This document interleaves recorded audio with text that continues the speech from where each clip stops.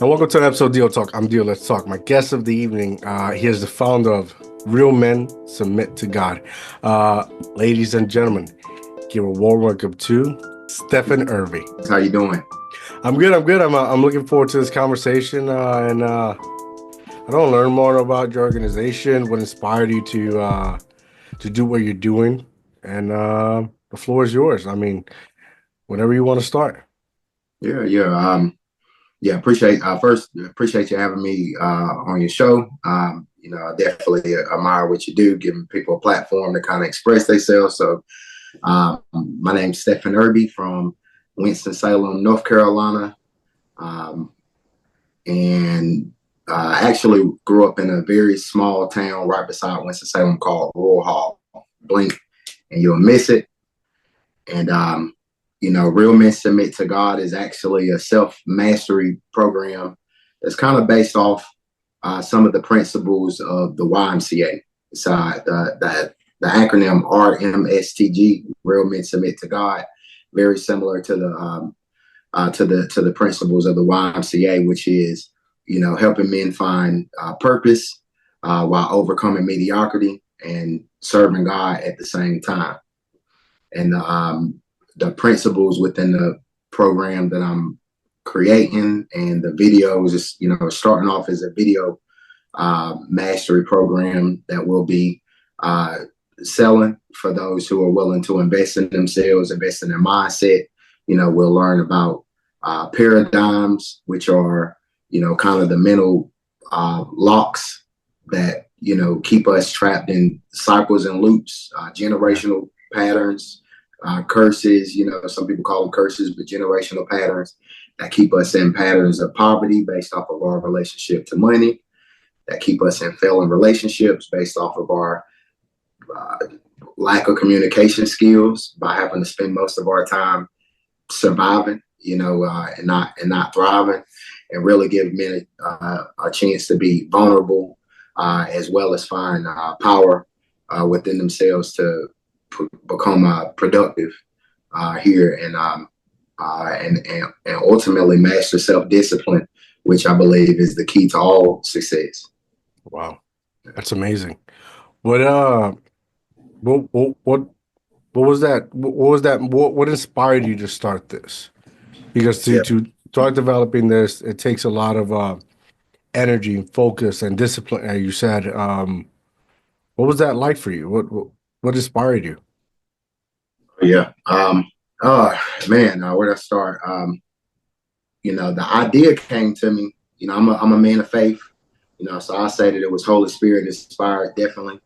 But the idea came to me when I lost another job. I was this was right during COVID, actually, towards the end of COVID.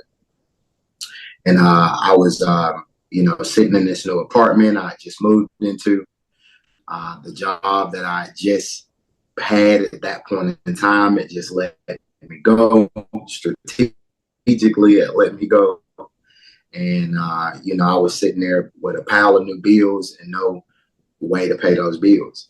And I asked God, a question. I said, God, how come, I keep going through cycles and patterns like this? I seem to have big ups. And then, right when I can kind of see myself over that mountain, as things seem to start going in the right direction, I immediately have a downfall. I say, why is that? I have all the right intentions in mind to do well in life, but I can't seem to do well.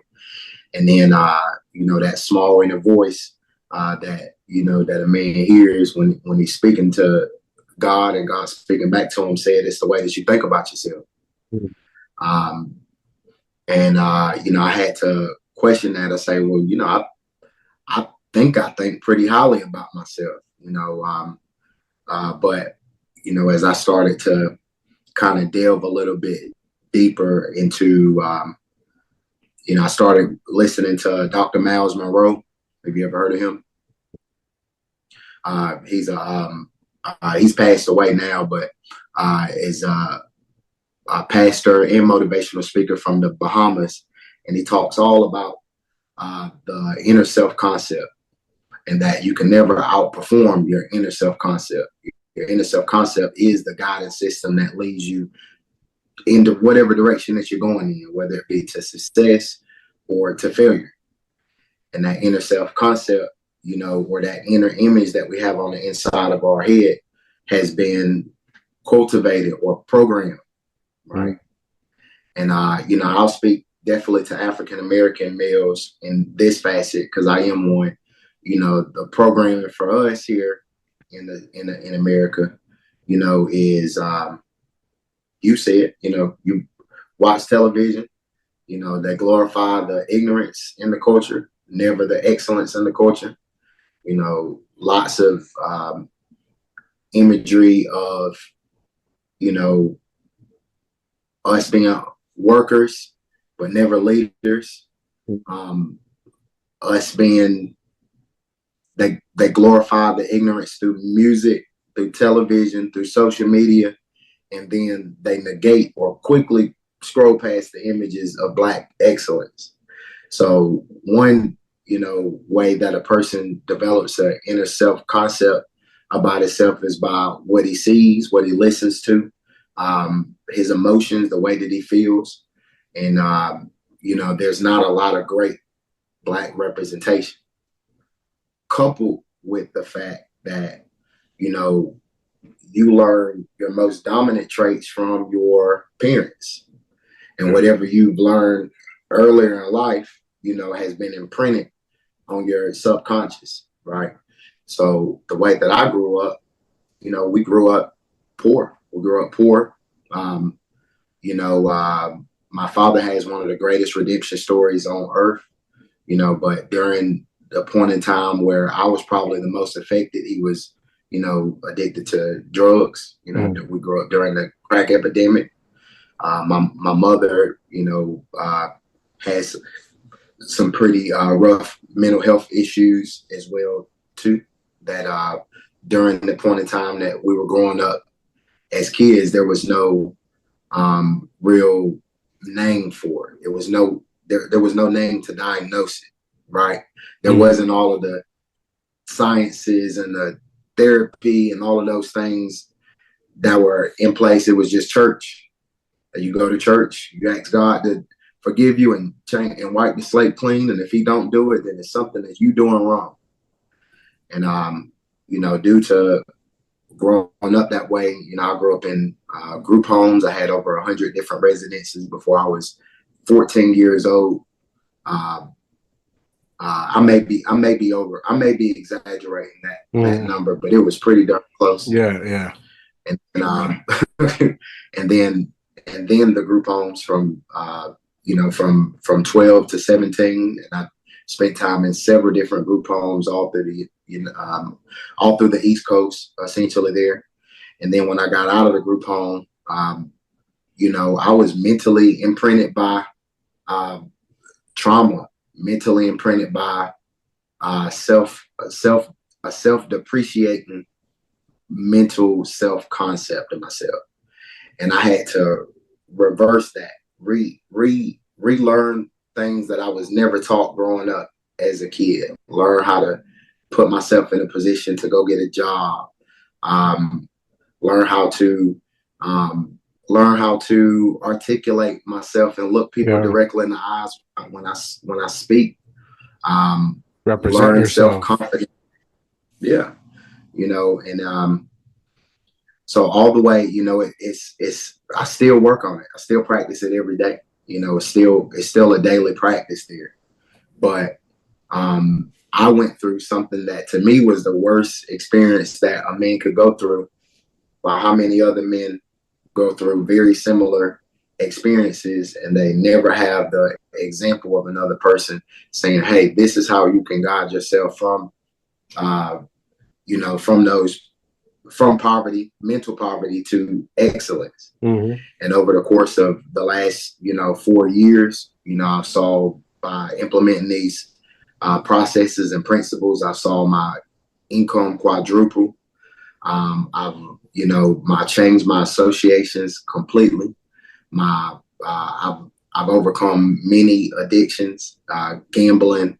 You know, we talk about pornography addiction. We talk about even the addiction to westernized religion, right? Which we call Christianity, which I don't believe was God's true intent for us, right? Not the philosophy that we have about it. And my job isn't to push a philosophy on anybody there, but to help people come to inner self philosophy, and then to put systems in place to where they can work out their self mastery. Nobody's coming to save you. You have to work out your own salvation through the tools that you've been given there. And I want to be able to help give men some of those tools so that we can all grow and expose our true selves, for sure. Ooh. Hopefully that wasn't too much. No, it's a lot. It's a lot. It's definitely something to think about because it consists of so many foundations, so many battles just a man alone goes through on a daily basis. Like it's impressive. What when did you know this was your purpose or your gift? Man, um, you know, I found out that I struggled with this one main addiction my entire life, and no matter how much church I went to, no matter how much I pleaded and begged and prayed, for this addiction to be lifted off of me, I couldn't seem to shake it. Mm. And what I found out was that, in my efforts and attempts to become this quote unquote better person and to release this addiction, I was also being molded and shaped. My character was being molded and shaped and being prepared for, to walk into this purpose, right? Yeah. And I remember one day I was just riding in the car and I was like, some of these truths that I'm listening to, they are so contrary to what I've been told and what I believe my whole life, that I felt like I was just at a crossroads to where I could either believe this truth or I could reject it. And I rejected a couple times. A couple times I was like, nah, I'm tripping. I was like, this ain't it. I'm tripping. I'm going through some emotional high or something like that. And I wouldn't accept it. And then I just noticed that I just backtracking the old habits. The habit loop would come back. And next thing I know, I was gambling and I was drinking and I was doing all of these things that I used to do in my old prior self. And then I started to redevelop that vision. God kept, the deep calling into the deep, kept getting this inner self urge that no matter how much money that I made, no matter how many women that I meshed with, no matter all of these things that society says is, what we're supposed to be chasing after, it still didn't fill that void. And I just kept listening to these teachings from Miles Monroe, from Bob Proctor, from it's a lot of self-help gurus. You have, Think and Grow Rich by Napoleon Hill, one of the most popular self-help books. But all of these books talk about these universal laws and concepts that work for everybody, right? And I kept just eating this knowledge, eating this understanding and stuff. And then I got back to that moment to where I had to either accept the truth or not. And I was riding in the car and I said, you know what? I'm just going to go full force at this thing. And from that point forward, it was like I call it in my inner mind's eye, I saw the vision clearly. I saw the logo for the business. I understood the philosophy. I understood what the mission was. I was getting woken up late at night, 3:00 in the morning sometime, to start writing the vision out and making it as clear as possible. And I knew at that point in time that, I'd been prepared to fulfill a purpose here, with my life. So I say that happened about 2 years ago. Wow. So from 2 years to now, this is where you really put force in building your vision. Absolutely. Who are some of the people that could benefit from your organization? I think men who are fed up with what would be called the status quo, men who are fed up with it, and who are willing to do something about it. The program isn't really for people who want to hear things that tingle their ears, but not willing to actually put forth work, because it takes a lot of work to change your mind. Changing your mind is actually one of the hardest things to do. So men who are already kind of invested in that work and they want to go further, people who are willing to invest in themselves financially. I've paid thousands of dollars into self-study. People like me, who know that they were created for something significant here, but can't seem to find that missing puzzle piece, which in my mind is vision, right? Our Bible says that, we perish or throw off self-discipline because of a lack of vision or direction. If we don't know what to do or where to go, we do anything and everything, right? But when you narrow your life down to a set of certain disciplines there, you become narrow-minded.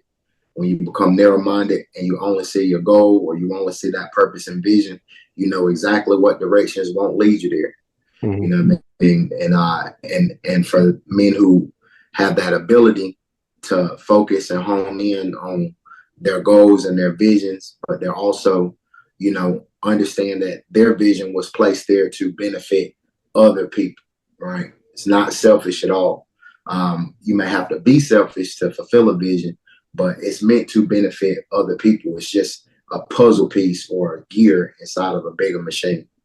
Yeah, so those type of purpose-driven men. That's a lot, man. That's very inspirational. There's a lot. It's a lot of work to because the first battle is, like you said, like someone changing their mind and admitting and accepting, right? Like a man can go through so much and wouldn't know how to start, and just like even like seeing those negative cycles he goes through. He don't even realize that sometimes. Like the world has become a place in like you're just going through the motions. Yeah, 100%. And it takes something to. I think everybody thinks that they're independent in thought, but it's no way that that's possible, because there's definitely or always an agenda being pushed. You turn on the news, you got, people can be talking about the same person, same president, but they have two opposing views. Both of them sound right to the person who's listening to them. So now you at odds against, government, against ourselves. You know what I mean? Correct. Yeah. And I feel like that, I know for a fact that the best form of government is self-government, self-discipline, being disciplined, one, by the Holy Spirit, which is the governor, right? They call him the governor. He is our government, right? And governing yourself, right? There are certain things that we can't change from where we are, but everybody has a circle of influence and people who are watching them, right? And men learn by example. So somebody has to sacrifice and be the example, and other people will follow when they realize, like, okay, it's okay to chase my dreams, even after 30 years old. It's okay to believe in myself, to speak about myself positively, even though the circumstances around me say otherwise. I've accepted that call on my life, and I think that I can help inspire other men to do the same thing, and that will help, the world become a better place, I guess you could say. Hear that? How does religion or faith play in the role of what you're doing? Like, how does it work for those who are the most broken, right? Question. The foundation, like, you explain, it's. So if I'm understanding what you're saying, like for Like how does like religion or faith play a role as using God as your foundation, right? Like how Absolutely. how how do how do what you're doing helps others lead those who are most broken, Sure. right? Am I Absolutely. making sense? It's Yeah, awesome. absolutely. I got you there for sure. You know, well, mm, all right. Well, religion wise, you know, and this is my opinion based off of my understanding, right? Yeah. In America, we have the Christianity religion, right? Hmm. And then the spokesperson for our Christian religion is a Caucasian male who can't be the same Jesus from the Bible Mm. that we listen about just by the way that he's described versus the way that the one that we see that comes from the Catholic Church, right? Mm. And because of that image that has been implanted in our mind, in our subconscious mind, if you are a minority here in America, we understand that, you know, when we see certain images there, those images create, you know, fear and reserve. You know, this man looks more like a policeman than somebody who like me. Mm. And I'm just gonna give you some of the philosophy behind R.M.S.T.G. It's not pro-black, it's not anti-white, it's not anything like that at all. But I understand that image, right? When we see God or when we think of God, we see an image that doesn't look like us. It looks like the oppressive force that maybe has not allowed us to truly be ourselves, right? And I think that when you take any religion and you put a philosophy behind it and you give that image a face, or that philosophy a face, you put a philosophy behind that religion there, then, you know, even if we're speaking the same words in the religion, two different people are benefiting from different ways, right? Mm. Um, and the first thing that I would say is that we have to read the Bible for ourselves, um, and truly read the Bible in the culture that it was actually written in. You know, I give you the best example that I can. Um, the most mind blowing scripture that I ever ran into is, you know, in the beginning was the Word. Um, the Word was God. God was His Word, and everything that was ever created was created by His Word. And without His Word, not a thing that was ever created was created. Hmm. And then God said, "Let there be knowledge," which we call light. But the Greek word is written in Koine Greek is knowledge. And the darkness, which is ignorance, could not understand the knowledge, so it went in its separate direction. When I looked up the word, right, it means Christ, or in the Greek, uh, logos, right? Logos means the expression of God's thoughts. So in the beginning, God expressed His thoughts. How do you express what you're thinking? Through your words. Hmm. And then everything that was created by His word. Now, if we were made in the image of God as well, then when we speak, we are creating circumstances. We are creating what we see through our thoughts and our words. And it's not that we're actually causing things to happen, but we're creating a perspective and a narrative through the words that we speak. And if the words that you speak about yourself are negative, the words that you speak about yourself are deplorable, you know, words that you might have even heard from loved ones, you know, who were given words from their parents, right? And they've given those words to you. If you're speaking those negative words, you're also seeing the world in a light that's not true. So that's why the word of God says that it's a mirror. We got to eat the word, read the word. So I say the foundation of it is getting in the word and reading the truth. The truth sets you free, right? From the false self. Reading the word, prayer, right? Daily prayer. Then you have to take care of the other facets of yourself. Exercise. You need exercise. Blood flow to the brain, which eliminates depression, which allows you to release stress out of your body. You need to exercise, right? We have to take care of all of the facets of our life. Spiritual, mental, reading. Most of us stopped, reading out of high school because we didn't have to anymore. And all of the information that we're looking for that can change our life is in a book. We say it's hidden, but it's right there in books that we don't read, right?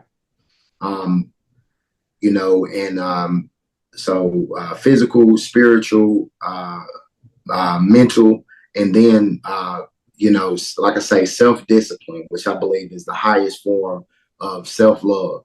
Disciplining yourself against going out here to screw everything walking. I mean, discipline yourself from excessive alcohol, excessive pleasures, and things that distract you from, your purpose.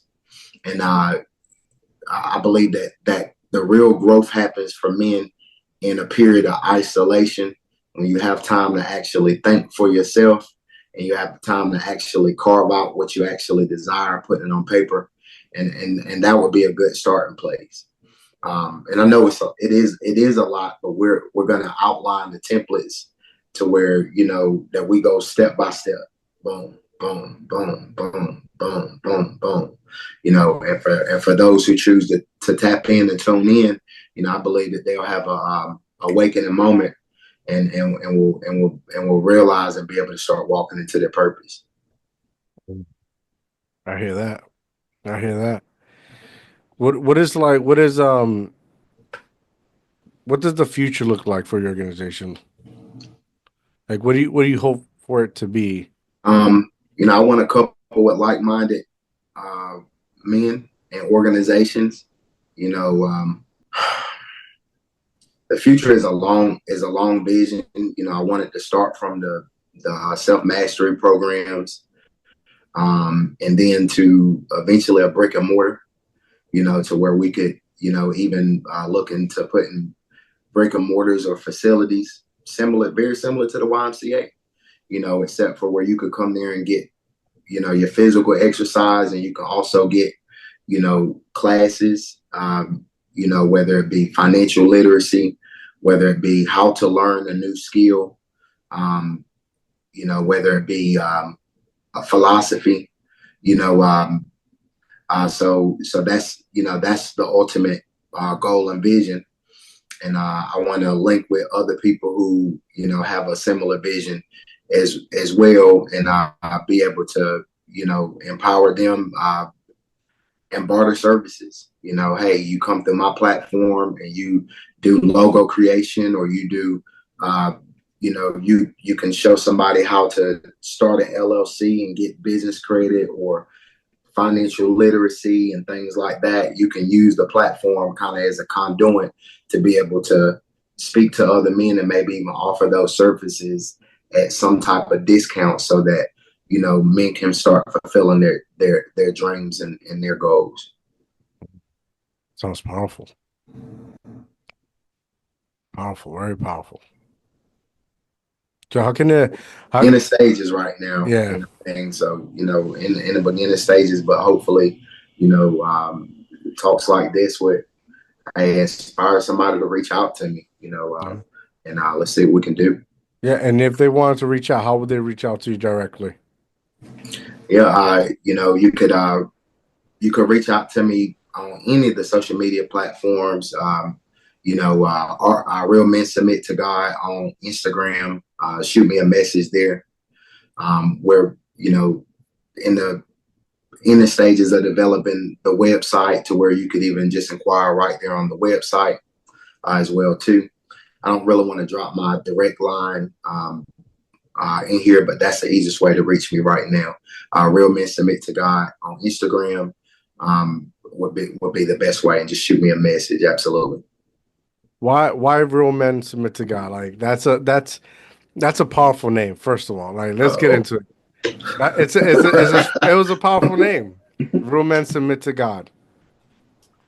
Yeah, man. Oh Lord. I had the name for a very long time. I had the name since I was in my 20s. Where it came from, I can't really tell you. I always had the initials of the acronym. And then once the vision started to kind of come into place, it was like, oh, okay, R.M.S.T.G, real men submit to God. But I know when we start talking about real men, quote unquote, that's where the narrative can go left and right. What do you mean, real man? What's the real? Who says you're a real I mean, man? it's definitely a conversational starter, which is good for you because you want that. You want people to approach you. You want them to like question why, and that's when that moment your enlightenment comes. Yeah, absolutely. Um, you know, so every man was given an original mandate. Man meaning every person came out of one original man called Adam. Even woman came out of Adam. Wombed man, one man. So everybody came out of man originally, right? Now, man was given an original mandate, which is to have dominion over the earth, to rule over things, not people, right? Where it started getting messed up at is when we wanted to start ruling over people. When we started saying that people were lower than us and we created superiority classes and things like that. So I believe that every man was designed to rule over earth, rule over circumstances, not be ruled over circumstances. And nobody has the right to rule over another person. Okay, because everybody's created in the image of God. So real men submit to one person, and that's God Himself, not to anyone else. That's what real men submit to God really means. Now, I was talking to my fiance about this the other day as well too. When it comes to leadership and the male female dynamic, a lot of red pill knowledge. It's a lot of all of these different podcasts and programs that saying, men are this over a woman and that over a woman. I don't Or you subscribe. have to submit. Yeah, I think what's man. Talk about it. What I dislike about those things is that it's always one-sided conversation, and it's everyone wants to be right. It's not really a conversation. It's not like I want to hear what you have to say so I can learn, and you hear what I have to say, and it doesn't have to be right or wrong. It's just to try to begin to understand people's point of view, especially when it comes to women and men. And you can really depict these shows, these podcasts really quick because they just want attention, a clip that goes viral, make money. So it's not really any value in that. It's more entertaining, yes, but value as in a man's value, a woman's value. Just cat and dolls, the battle of the sexes, like you always see. Right. And I mostly disagree with a lot. I don't. I can't. I can't. Yeah. Yeah. I feel you. You know. I totally disagree. I think it's a lot of hurt men who maybe not even realize that they don't really like women the way that they proclaim that they do. Not on some funny, not anything like that, but objectifying, right? And when me and my partner, right, me and her, we talked about it, and we say, what does submission look like to you, right? And to her, we think differently. I submit to her in places where I know that I'm weak at because I know myself, right? And where she has strengths at. And she may submit, quote unquote, to me in places where she may have a weakness at where I'm strong at. But we're equals. And really, she's probably the more important part of the situation, because from how I was taught and my understanding of it is that, man goes to God to receive the vision and purpose for his life, and he brings it to his woman, and the woman is a multiplier. So she takes that vision and she multiplies it. The vision of children, right? Man gives her the seed, she turns it into a baby, a human. Man gives her a house, she turns it into a home. She's the multiplication aspect of the program, right? So really, who's the most important part? I believe that if we start to look at the family as what it is a system dynamic, right? And I'm not married yet. It's on the way. But when we look at the family as a system, it makes a lot more sense. Man has a role, woman has a role. Nobody is above or below either one of them. Man, to be worth submitting to in any type of way, even the vision has to get a vision from God himself, which means that he has to submit to authority, and then he has to bring it to his wife. If he doesn't have anything to bring to her, what can she submit to other than this? Do what I say, and we see how that's going, right? So, my point of view is completely different. And she has her own vision that completely coincides with my vision as well, and it's just an equal partnership. And I think if men would get off the internet, and especially unsubscribe to some of this trash internet talk, and actually speak to somebody who's probably been married for 10, 15, 20 years or whatnot, they'll understand that it's probably the opposite of the way that they have been receiving this stuff. Men have to submit their humility down and their pride down a lot, so that they can,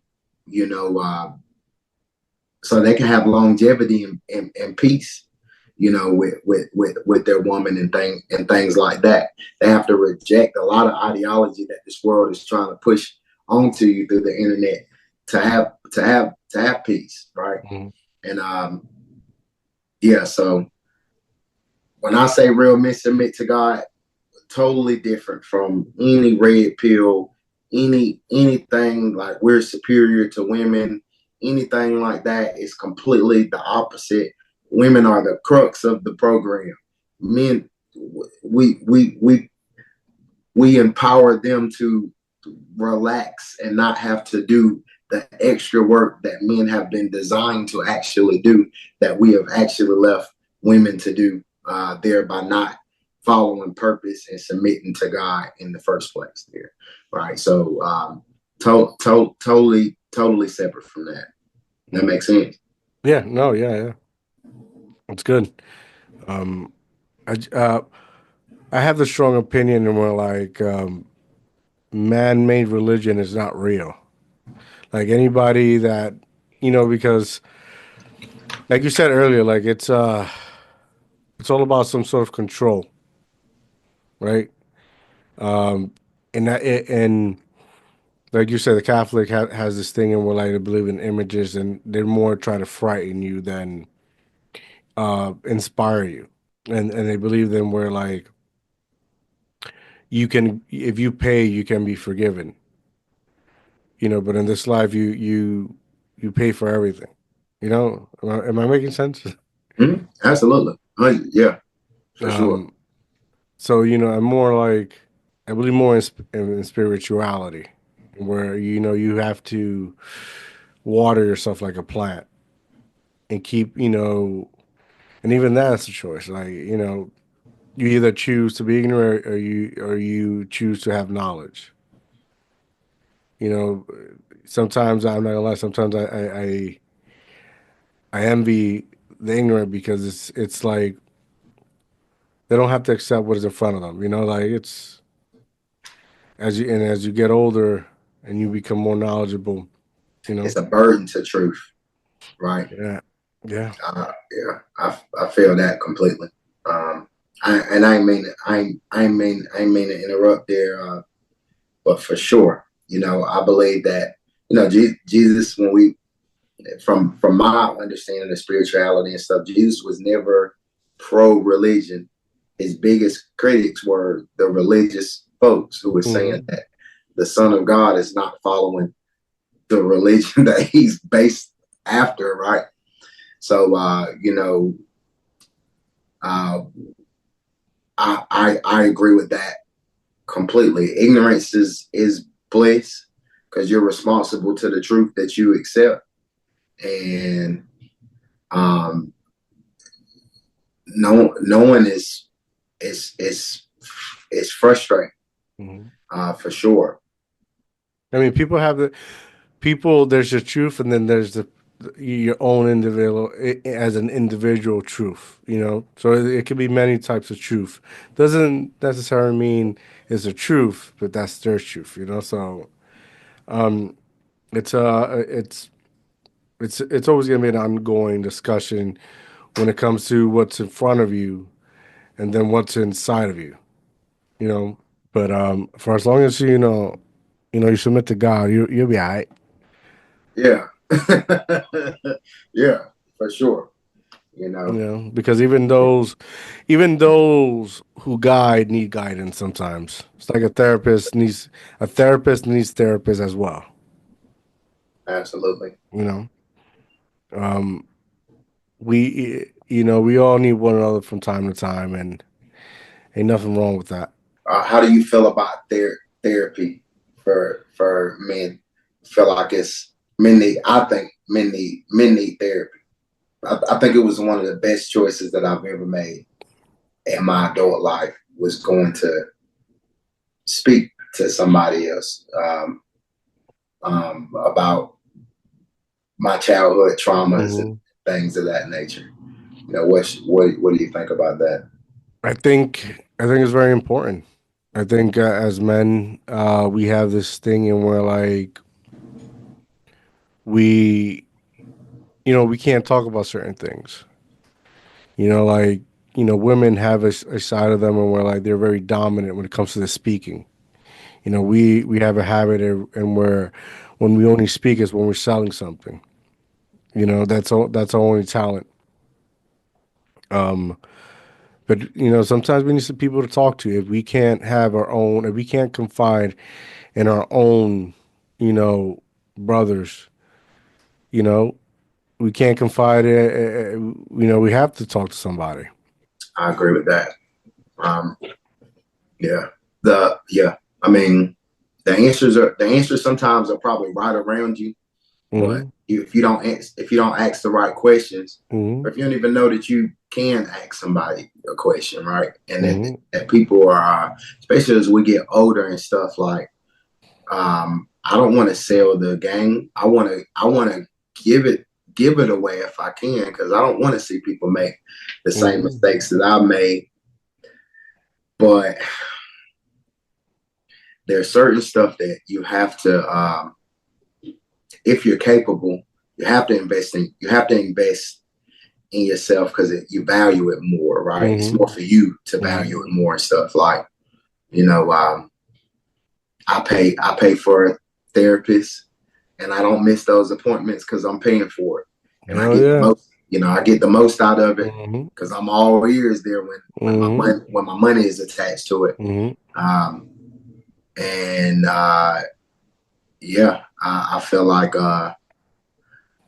if there wasn't a stigma in society, like you're weird or something, if you go to a therapist or something's wrong and stuff, have you? I mean, it's like, oh, y'all live in the same world that I live in and stuff. It's crazy out here. If you don't think you got some mental health thing going on Hmm. and stuff, then you might be the delusional. You Hmm. might be the delusional one. I think you have to have the enough of confidence and self awareness, and where you're gonna stand on business. Like people, like even as an entrepreneur, right? A lot of people would hate on you because you're doing something about it, but most of the time it's because they never had somebody to inspire them, or when they tried it's because they failed, and because they failed, they see you fail, and because they failed, and nobody really said, "I told you you're gonna fail." That's what they get forward. Like you have to be self conscious or aware, and we're like, you can't care, and you know, the more you say and rotten in a rotten group, the more you'll get rotten. You're not gonna grow from there. Mm-hmm. And sometimes, let's say you don't even need to talk to anybody. You just, you know, go on a hike, go on a walk, shout it, yell it out loud, hear yourself say it, and sometimes you hear yourself saying it's not that bad what you're going through. Mm-hmm. You know, but you know, you keep it stuck in a box, which is your mind. And you know, here in society, like I keep saying it, like they break your mind, you lost everything. Mm-hmm. Because Oh yeah. you could be tired as hell, and if your mind is good, you keep moving. Mm-hmm. You know, it's the mental game. And you know, let's say you know going to therapy is not for everybody. That's fine. Then talk to yourself. Ask the question to yourself. Hold yourself accountable. Put yourself in that predicament, and where you forcing yourself to step up and be the better version of yourself. Mm-hmm. Absolutely. I agree with that for sure. Said something real good there. Yeah, don't chase purpose or a vision if you are not ready for ridicule, because it's the only thing that's probably really guaranteed. Folks gonna ridicule you when you chasing after something.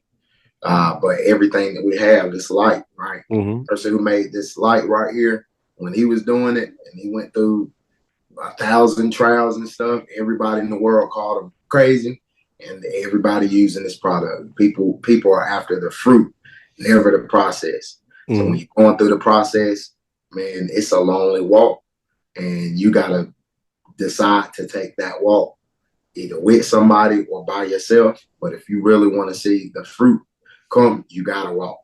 You know, and that's I think that's maybe even the part that deters most people from pursuing anything worthwhile, because it's not many people going in that direction, you know. You know, one thing I've learned is that progress. You know, it's almost like a punishment if you don't look at it from a right angle, right? Because like God will take everything away from you. You know, once you you know you submit yourself or put your eye on a goal, you know, God will take everything away from you, so that you know how does it feel, right? When you it's the same thing when you go into your goals. Like if you're trying to complete this, like you're gonna cut people off. You're not gonna show up to negative places you used to. You know, you're not gonna talk to people you used to. You're not gonna sit there and scroll on TV. You're gonna read more. You know, it's the same thing. It's the same concept of God taking everything away. And once you get there, yeah, I'll be alone. Probably be cold. You know, because it's work. Everything's worked. Like Mm-hmm. that's the thing. That's the argument I have where like people want the game. You want the games. Like it's no game. We're playing games in real life, and you know Right.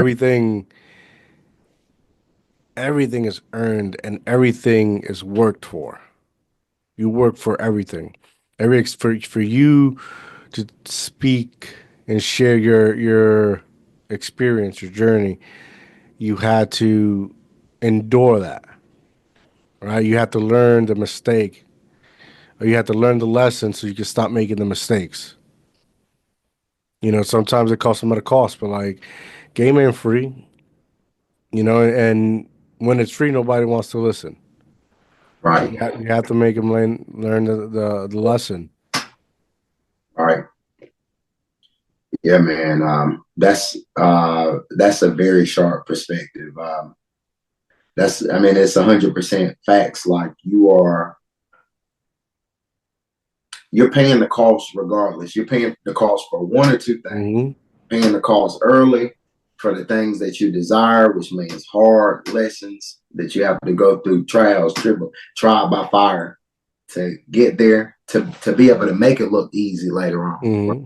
It looks easy because you done built you done built the habit of.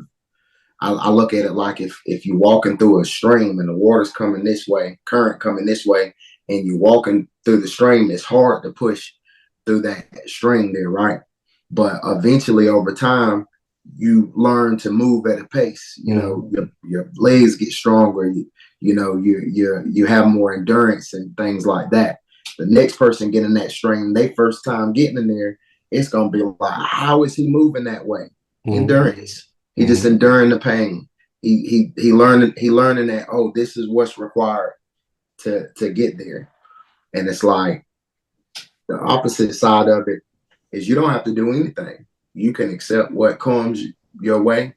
And most people do, unfortunately, and that's where the chronic complaining comes from. That's where a lot of the illnesses that we have in our body comes from.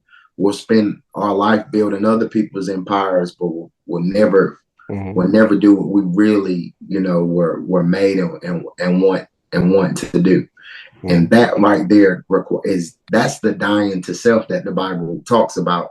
It's the dying to, I want to go drink, I want to go smoke some weed, I want to go, bar hop, I want to go do all of these things, but I got work to do tonight. I don't. Work, hard work. You know what I mean? Yeah, the simple analogy I can come up with, and it's funny because I had this conversation with a friend earlier today. It's like, you can either be a hero or you can save the world, but you can't do both. You can't do both. You're saving the world. You're gonna go through the gritty, the ugly, things you never imagined to be realistic. Being a hero, it's is a glory, is a one-time thing, but you cannot do both. You have to choose one. It's like, I grew up in a time where it was just black and white. It is what it is. Now, now it's more colorful, and more, what if? It's gray lines. You gotta draw the line. A lot of people want to blame or say it's not fair, but this is black and white. You're gonna do what you gotta do, or don't do it at all. Right. I agree. The reason don't necessarily. It's good to know the reason, right? It's good to say, well, this is the reason why things are happening that way. But the reason only matters until you decide, well, what am I going to do about it? Or you could just keep buying into the excuses, because they become excuses at some point in time. You don't decide to carve a path, right? I feel that. I mean, every path you try to carve your way, like, it's always going to be scrutiny. There's always going to be a complainer. There's always going to be somebody that, naysayers, a question. It's always going to be BS, but at the end of it, you got to, submit to God, right? And do what's best for you. Do what you think is better in progress and honor more is righteous within your soul, right? Because that's the thing. Like, we're not the same person we were 5 years ago. And if we were, I mean, that sucks. Right. Yeah. That really sucks. And I'm just trying to work on who I'm going to be this person, for the next 5 years, right? Who I'm going to be. That's like a business. You're like a business, and we're like, you got to plan out for the next 5 years. What do you want to see yourself 5 years? Same thing as an individual. You're working to a better version of yourself. There's a lot of things you didn't understand when you were younger. And now that you're a little older, a little wiser, a little more experienced, you can see things from another view and understand. It's like, damn, I understand now. But you got to go through that process. What do you think stops people from growing? Wow, that's a whole nother episode. I'll take myself for example, right? You have to. It's like the 50 Cent, right? It's like you get rich, you die trying. You know, the more you do it, the more it gets more difficult. The more you do it, the game field changes. It's not as easy as it was before. You know, you have to be obsessed in a way. You have to want it. You have to be self accountable. You have to go through the motions because some days are better than the other. Changes it's might happen instantaneously, at an instant, but doesn't mean change happens that for you. Yeah, I get that. Yeah. Um, yeah. It's like we call it the seed principle, right? I was talking to my lady about this yesterday. I planted today, but it ain't going. I'm not going to grow a forest today. Mm-hmm. The process, and Yeah. and most of the process happens underground. You don't see most of it, and then the roots grow from the bottom down first, and then later on they shoot up. And by the time they shoot up, that timeline is from here to here. Mm-hmm. But if you don't plant the seed here, Yeah. you never get to the fruit. So you better start as early as Yeah. possible and plant and plant and plant and plant and plant. You know what I mean? Until you get where you're trying to go. And So you're to right. so to answer your question, right, in a more simple manner, time. Time. Mm-hmm. Once you realize what time is, that especially where you're at and where like I'm 35, I'm almost at the middle, right? You know, when I get to my 50s, I have more time, half a time behind me, and I have half in front of me, right? And it may be frustrating at times, but like if I'm a person like I don't like to waste my time. I'm gonna do this, got to go. I'm out. Time is very valuable, and a lot of people holding back. It's time. Let me be able to understand. A lot of people, especially this generation now, it's a lot of instant gratification. Like you have to, you have to go through it. It's a lot of growing pains. It's a lot of fucking. Sorry, it's a lot of arguments. It's a lot of heartaches. There's that of sadness, but it's it'll break you. Mm-hmm. It'll break you physically. It'll break you mentally. But as you continue to go, when you get to a point, you'll feel a lot more peaceful, and we're a lot. Not everything was. You come think about things. Not everything was meant to like be taken so serious. Not everything was that dramatic. Not my emotions should have let me make those decisions. But how would you know if life is more complicated than reading a book. A lot of people refer to the Bible. I ain't got nothing wrong with it, but life is a little bit more difficult than a Bible verse. It goes more in depth, especially when you're living it in your own flesh. It's used to inspire and guide. Yes, like I said, I got nothing. There's nothing wrong with that, but it's more challenging when you're living in your own flesh. Not everybody has the same options. Some people get stuck in the ropes, and that's the decision they had to take at that moment. There was never anyone to give them proper guidance, and if they did, they never took it seriously. This is Mm-hmm. where like you have children who, when their parents pass away, it hurts them so hard. There's like immobilizes them because they never took their parents serious. Mm-hmm. You know, so essentially, time reveals everything. Time will show you things you never thought were possible, but only through time and your consistency in doing it. And I tell my wife all the time, I was like, God will open doors, but like it's up to you to go through them. You can't pray for a good score on a test you never studied. And I think that's where that's where religion and I won't say spirituality. You know, we call it the kingdom, right? Because the kingdom is government. Um, but I think that's where it differs. Like religion makes you wish, hope. You know, prayer is great, but faith without works is dead, right?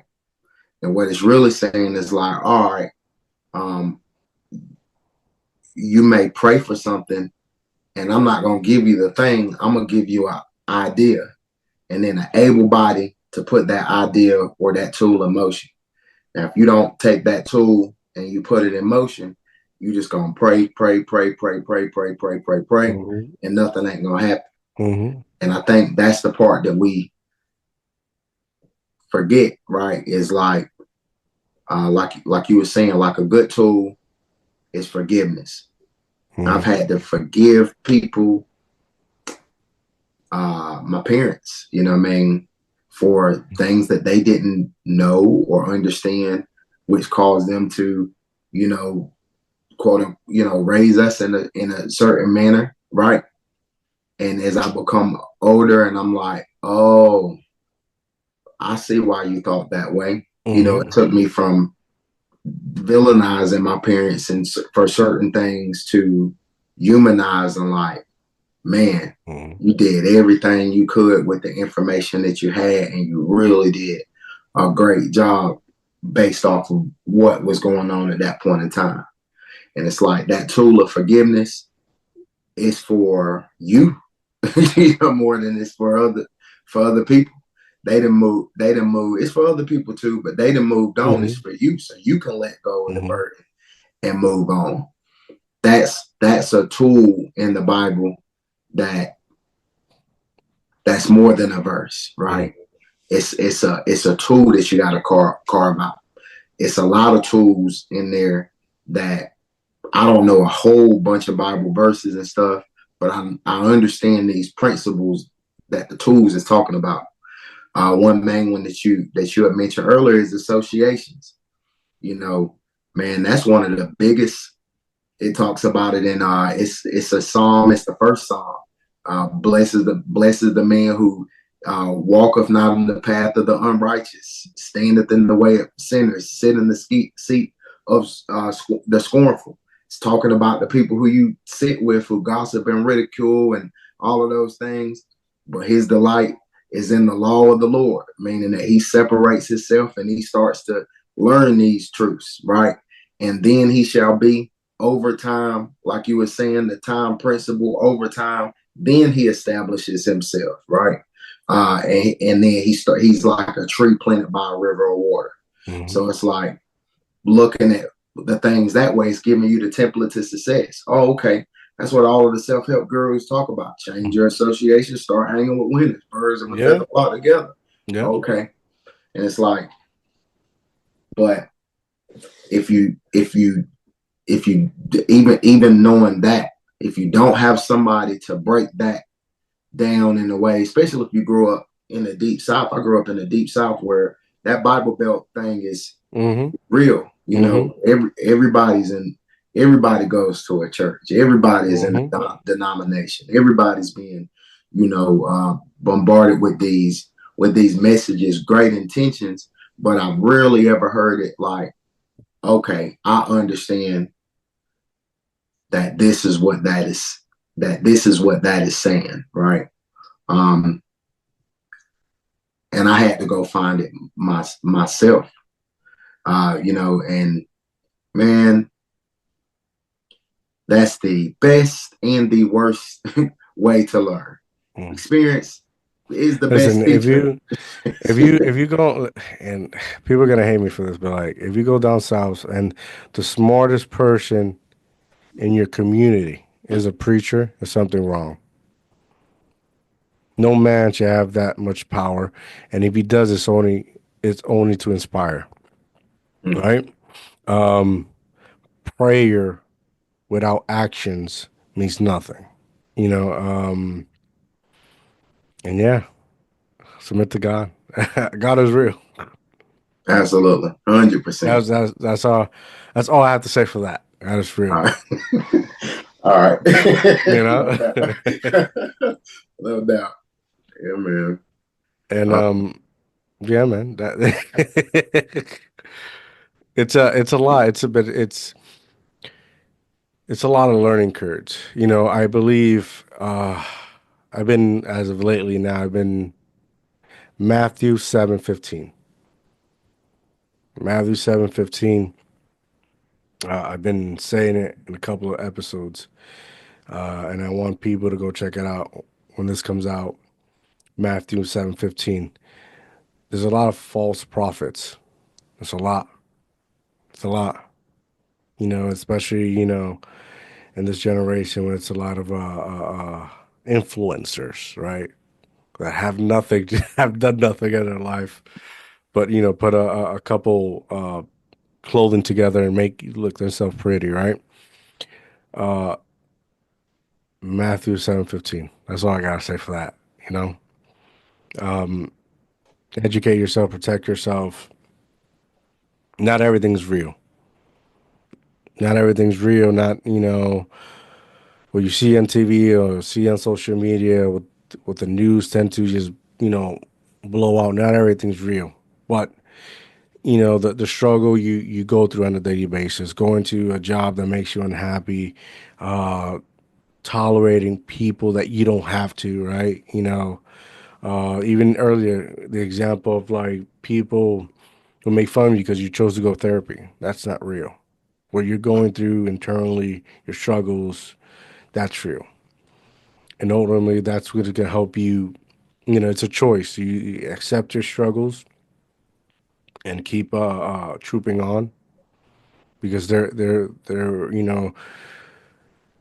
there's a point that will be peaceful and you will be able to enjoy the fruits of your labor, but you have to put the work in. mhm. You have to put the work in within yourself, within your community, whether it's reaching out to you, join your organization, helping men strive better to, improve themselves, right? That's what it's all about, but it's work. Yeah. And I think that's the Well, biggest misconception is that everyone wants things easy, but it's not like that. choose your heart, right? It's all hard. Yeah. Choose your heart. But like you say, yeah, 100%. Carl. Um, accountability is hard. Accountability is that's hard, you know. Um, and anybody, my homeboy used to say this, and it rings more and more true as I start to see a closer vision. Those who mind don't matter, and those who matter don't mind.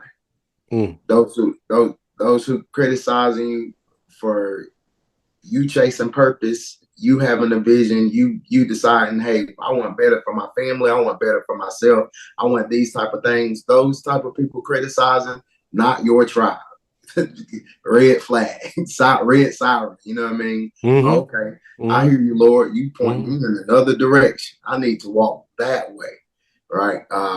And those who matter, that's that law of vibration that they talk about, that all of these gurus talk about and stuff. It's true. You attracted to people of the like kind and the like mind, and those people are your tribe. You know, and they ain't gonna make you feel bad for going to therapy or deciding that you tired of a dead end job and that you want to even try to get a. I'm telling you, fellas, try to get a certification at 40 years old, 45, whatever it takes. Do it anyway, because the only thing that you're going to spend there is the time that you're going to either waste or you're going to spend putting in emotion so that you can have something better later on, like you were saying. And that's 100% facts, right? And anybody who tries to deter you from that, they are against the purpose for you. And you should, some folks, you got to give them grace and stuff. But after you made it known, and hey, y'all know what time it is with me. I don't got time to waste. I don't got time to talk about it, hear about it. You say it ain't gonna work. I don't got time for it. I gotta do. I'm on Dio's podcast. Yes, Tonight, yes, you know what I yes, mean? yes, I'm trying yes. to help. I'm trying to help men. Come. Let's get it. Unshell themselves so they can show who they really are, so they can know who they really are. That's what time it is. Let them know. Let them know. So that's It's too late to talk about it. It's time to get to moving. Yes, let's go. And being that said, it's been an honor and pleasure speaking with you, my brother. Thank you for giving me the opportunity numerous times to speak with you and being so patient. Before we go, let the people know your name and where to find you. Yeah, my name is Stephen Erby. You can locate me on Instagram at Real Men Submit to God. You can also find me on Facebook at Stephen Erby on Facebook. You'll see lots of teaching and preaching. Yeah, for sure. If you reach out, and if you have a plug to any resources that you would like to connect me with that can help build or grow our vision as well, please reach out. We would really appreciate it as well too. Boom. There you have it, ladies and gentlemen. Make sure you follow him. First of all, make sure you follow him. Go support him. Go check out Men Submit to God. That's a powerful name, ladies and gentlemen. If you need guidance, if you need support, this man has it right here. He's been doing it for 2 years. It's time. You make your appointment, check him out, support him. And when you're at it, make sure you like and subscribe our YouTube channel, DIOTALK TV. We have 10K. We're growing.